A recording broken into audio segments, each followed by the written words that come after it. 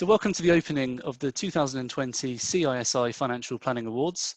My name is Chris Morris. I'm the Deputy Head of Financial Planning at the CISI, and I'm joined today by some of our past winners who'll be sharing their experience of the application process, the benefits of winning, and giving you some tips on how to make your application as good as it possibly can be.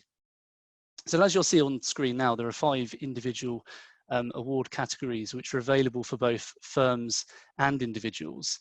And I'd like to just take a moment to thank this year's sponsors for supporting the Financial Planning Professional Awards.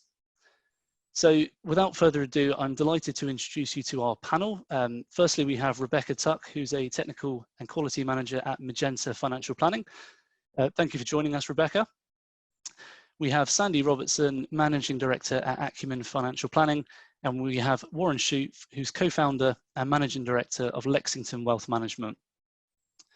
So thank you again for joining us all. And really the first thing that I wanted to sort of touch upon was around the application process that you all went through. You've all won individual and separate awards here, but just starting with you, Rebecca, you were the winner of the Paraplanner of the Year award in 2018, and the current structure now consists whereby applications start with a 20 multiple choice question test, which is done online, and the top 5 people will then be put through to the actual case study, which they'll then be given to go away and work through. So casting your mind back a couple of years, Rebecca, how did you find the case study and what did you learn?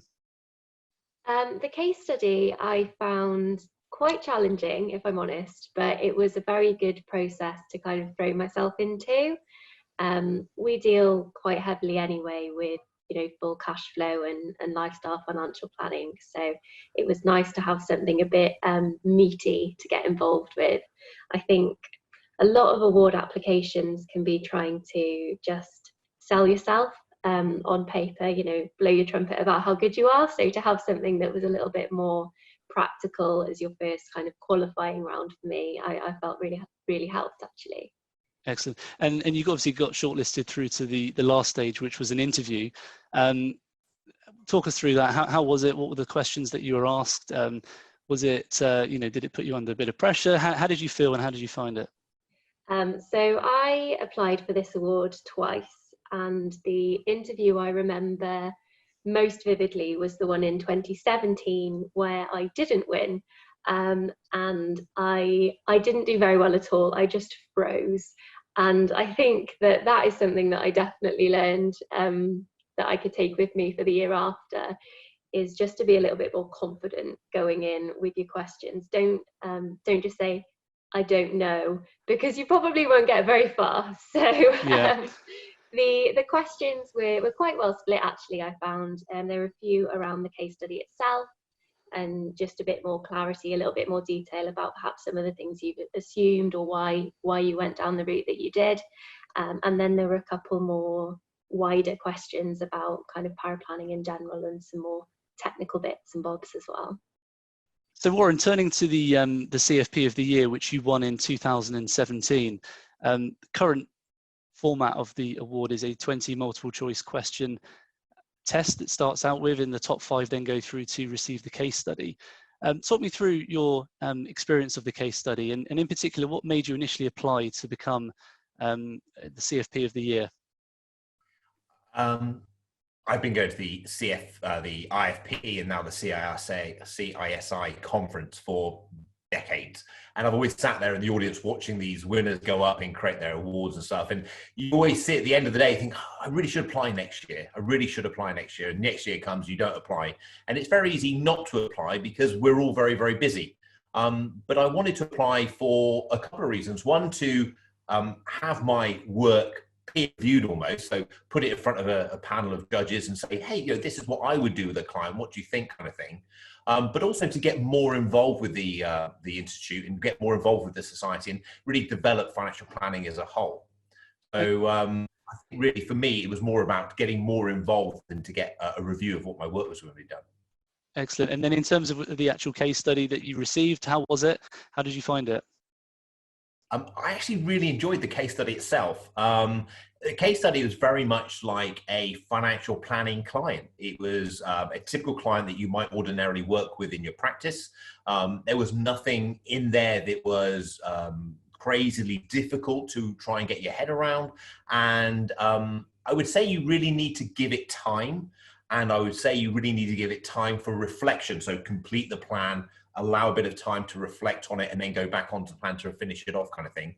But the plan part of it, I really enjoyed. I liked getting I enjoy it. I enjoy creating financial plans for clients.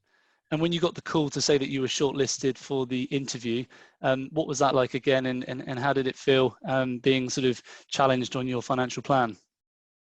I guess mixed emotions there. One joyous of wow, and one fear of, oh my goodness me, I'm going to sit in front of a group of judges who are going to critique my plan. So mixed emotions when I got the call and I realized that I'd got shortlisted. But then when I was in the interview, that was tougher. I got to say that was tougher. I almost liken it to a overly enthusiastic client. They basically went through the plan, asked lots of questions, wanted to understand why you've done certain things. I think if you're following the financial planning structure, the CFP process, the financial plan will hold up. But really what they're looking for is, what are your reasons for doing the recommendations that you recommended? Why are you doing that? And obviously there's some technical questions there and there as well. Nothing that you wouldn't ordinarily answer from a sophisticated client. Excellent. And then just turning to the David Norton Award, which your firm Lexington Wealth Management won last year in 2019. So just sort of talking people through the application process that you went through there. Obviously, it's quite a meaty initial application that you go through, but I'm keen to sort of hear your sort of thoughts on that, and in particular what you learned from going through that process. And did you learn anything new from from within your own firm? I think, yeah, short answer is yes. I think we know a lot of things, but whether we actually implement all of those things that we know in our own business is a different matter. And so the questions that they ask you, the David Norton Award, really gets you to look in your firm and start probing, actually gets you a bit uncomfortable, which is good, because when you're uncomfortable, you change and you improve. And you start looking at your internal plans and your internal structure. And I found that process very, very rewarding in itself. It's almost like a self-audit on your firm, getting you to sort of look at how your business is running. Yeah, and then moving on to the interview stage. Obviously, sitting there in front of the judges as representing your own firm and being challenged on that. What was that like for you? And you'd be interested to hear your view there. I was really good. It was really, really good. I enjoyed it a lot. I had 2 CFPs and a journalist. And it was interesting, the types of questions that they were asking me, they were completely different. And you really had to know the ins and outs of your firm. But more than that, you had to have a reason for being there. They wanted to know, why do you want this award? Why have you applied for it? What's your outcome? Don't just apply for it for the award itself, but what are you going to do with it? Because I think it's obviously lots of people apply for it and want the award. They really want to give it to the worthy person who's going to take this financial planning forward. Yeah. Okay, thanks, Warren. And coming to yourself, Sandy, Acumen Financial Planning won the Accredited Financial Planning Firm of the Year in 2018. And the category obviously very high, whereby all accredited financial planning firms have already met a very high benchmark and criteria. So what was, when you were going through the actual application process yourself and with your firm, what was it like? And did you learn anything in particular by going through the process? Yeah, we learned a lot because, it is a firm award. It's not an individual award. So we worked as a firm to complete the application, and we allocated tasks. There were some financials in there. There was something on marketing, process, public awareness, what you're doing for the community. There's a whole lot of aspects, firm aspects, that really aren't addressed as planners. We're running a business, and there's a microscope up on your business compared to other excellent firms who've been past winners. So we wanted to see where we slotted in the pecking order, if you like. And we actually won twice, not 2 successive years, but we'd be winners twice. But before we won, we applied 3 times, and Sure. and that three successive efforts, we improved every time until we got there. So that has been very useful in developing our business, and almost a benchmarking exercise on which we could focus on our relative weaknesses and rely on our relative strengths to take us forward. And our firm has continued to develop, but the Accredited Firm Awards has been a big part of that for us. Yeah, I Foundation. think when you sort of say, microscope, initially it's yourself and your team looking through the microscope of your own firm. And then again, when you were shortlisted to the interview stage, what was that like for you and your firm? It was easy for me because I didn't attend. My 2 fellow directors attended. We're all business owners, and we allocated the tasks. So Keith Mackey and Dave Gow attended the interviews. They were tough. When they came out of the interviews, they didn't really know how they'd done. They certainly didn't get an easy time. And it was challenging and good for them and character building for them. Because normally a planner's sitting there asking the questions and listening. Yeah, they're the other side of the table. So yeah. Good. Well, no, that's thank you all for sharing those experiences on the application process. Now, just want to focus on the actual benefits of winning. I mean, the full sort of summary of each award and the actual benefits that come with that are sort of listed on the website. But coming to you, Rebecca, for the Paraplanner of the Year award, there is a cash prize of £750 for the winner, and there's also a £250 cash prize for the runner-up, as well as other sort of profile with the CISI review magazine. But what were the benefits for yourself professionally as being the winner of Paraplanner of the Year? I think the biggest thing that I got out of the process as a whole really was just a lot more confidence. I think in paraplanning in particular, because you're not necessarily client facing and you're not having conversations every day that kind of challenge your knowledge in the same way as someone asking you directly face to face, why did you do this? Normally you've got a bit of time to think about it. So I think that I definitely have gotten a lot more confident, not just in my technical ability. I think it was very clear the first year I applied that I wasn't quite ready, and that was okay. Excuse me. But then when I went in for it again, I felt that I'd progressed, and I was clearly, at that level then that I was worthy, if you like, of winning the award. Following on from it, I think there have been a lot of opportunities that have come my way. There have been opportunities, if I were to look for another role, I think it would have made my life a little bit easier. I haven't done so, and I'm not planning to, but it's certainly something, a nice little badge of honor, if you like, if kind of career progression maybe is what you're looking for.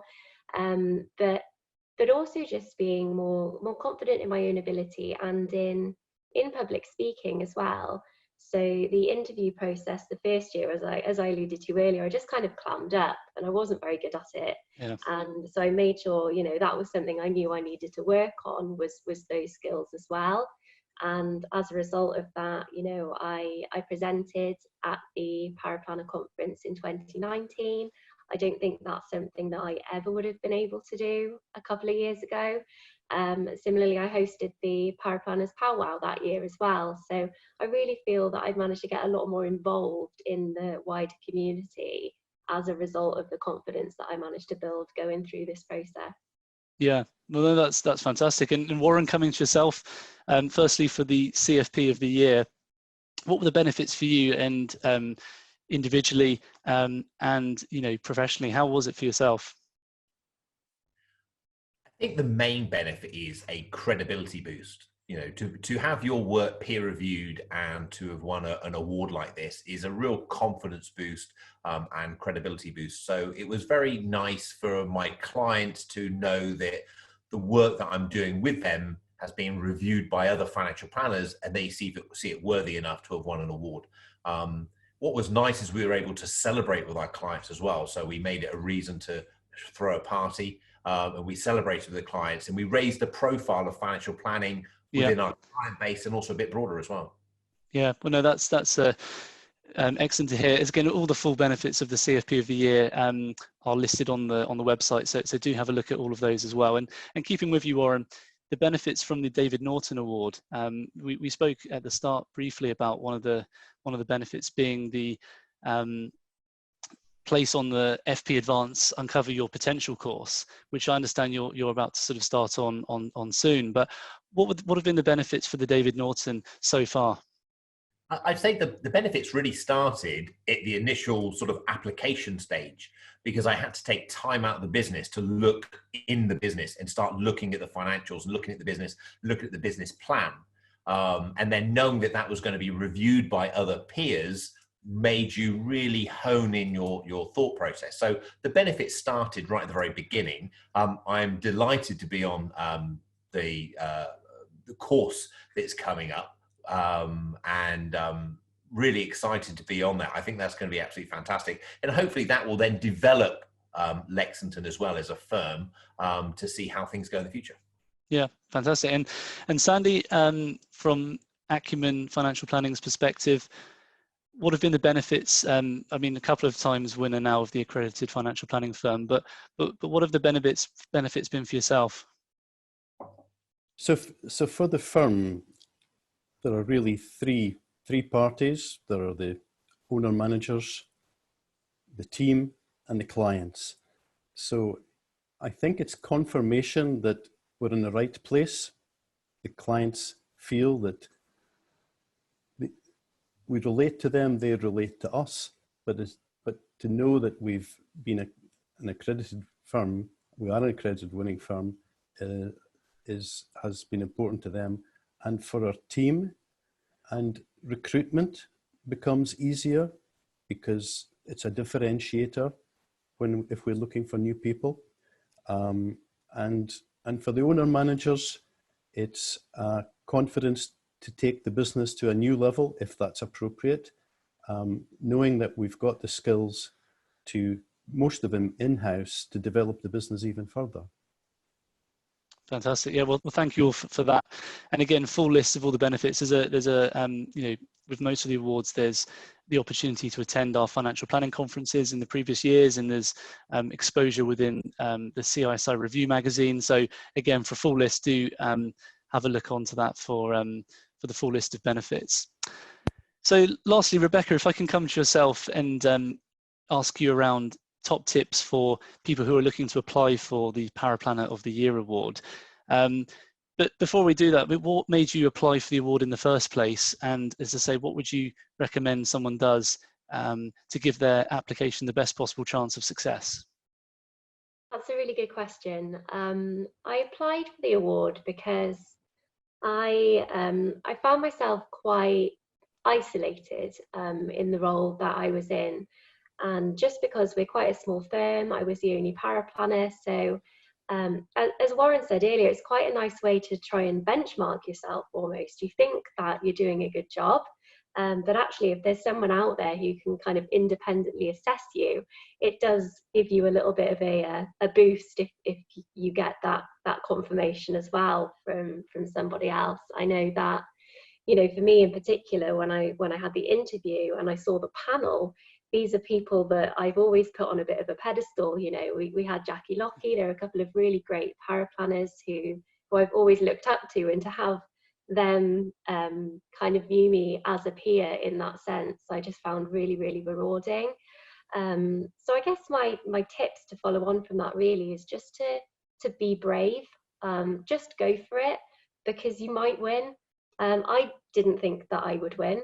The first year I entered, particularly, I was surprised to even be shortlisted, but going through even to that stage of the process gave me a lot of the skills I needed to take it that next step the year after. So I think there's a lot to be learned from it, at kind of whatever stage you get to. Even if you just do the case study and you don't get any further than that, then there's still a lot of benefits that can be gleaned just from going through that and kind of readying yourself the next time. You know, as Sandy said, it took them 3 attempts before Yeah. before they won it as well. So it's always worth trying, and if you don't win, you can always try again. So if I can come to you, Warren, and ask you about the CFP of the year and what the top tips are for anyone who's thinking of applying for that award. Absolutely, definitely apply. Definitely apply. It's there's no reason not to apply. You know, particularly at the moment, if things are a little bit slower in your practice, it's a great opportunity to apply, get the case study. What to do with the case study is I would read it and then think about it, and then draft your plan. Use the same processes you would use with any other financial planning client coming into your firm. Don't do anything different. And then leave the plan for a week and then reflect on it, and then go back to the plan and then tweak it. But I think if you do what you would do ordinarily to another financial planning client who come to your firm, you've got nothing else to reinvent the wheel. You're just doing the same process, and then you're putting your work ahead of the judges to see how you get on. Fantastic. And having sat on the judging panel, any sort of words of advice for someone coming along for the interview? You know, they're at the last hurdle. What would be your guidance for them to come in? Okay, so from writing the plan to actually going in front of the judges can be a number of weeks. So make sure you reread your plan, reread the case study, become familiar again with the clients. It's almost like having a client planning meeting and then the client's coming in a number of weeks later. Refamiliarize yourself with the client, get back into their shoes, and relax and enjoy it. Just treat it like a financial planning client meeting. There's nothing to be worried of, and it's a fun. It's great, a bit of back and forth, and it's a good interview. It's really good. Keeping with yourself, Warren, if we're looking at the David Norton Award, anyone who's going through the application process and is thinking of applying, what would the top tips be for them for the David Norton Award? With the David Norton Award, definitely get your team involved. It's a firm-led award. Get your team involved. Delegate out some of the roles within it. Really get into your numbers. Really get to understand your company or your firm, and go along to the judge. Go along to the judging, the final, in the interview, and enjoy it. Enjoy the process. It's your opportunity to explain, showboat your own firm and what drives you, and what your ambitions are. So enjoy the process. So Sandy, coming to yourself, lastly, for the top tips for anyone who's looking to apply for the Accredited Financial Planning Firm of the Year Award, what would your advice to them be? My advice would be, if you've got the capacity, if you've got the time, have a go. Because until you try, you won't know. And what you're getting back, the feedback you'll get, will be hugely important to help you develop your business further on. And as Warren has said, delegate the tasks out to others, get the team involved, get them enthusiastic, and financial data, have it ready, marketing data. What we learned in our various attempts was we had to keep improving our internal information and have it readily available for these sort of things. And now it just forms part of our own management information system. So that would be the main thing. Get some reward internally from going through this exercise. Perfect. Well, thank you very much, Sandy. Thank you, Rebecca. Thank you, Warren, for your input today. It's been extremely helpful, and I hope it's given everyone out there the desire to sort of apply for these awards. Now, there'll be a slide now where we'll show you the closing dates for the CFP of the year and the Paraplanner of the year. Closing date is the Thursday, the 18th of June. So please do get your applications in by then. And the Accredited Financial Planning Firm of the Year and the David Norton Award will be closing on Monday, the 29th of June. The final thing I just wanted to mention on the awards was that the Tony Sellen Good Egg Award is actually operated under a nomination scheme. So if you know someone out there who's given an outstanding contribution to the financial planning profession, not just in the 12 months, but in the years gone by, the closing date for applications for that one is the 1st of September. So if you know someone and you'd like to nominate them for the Tony Sellen Good Egg Award, then closing date for that one is the 1st of September. So thanks again, everyone, and we hope to see you all soon. Thank you.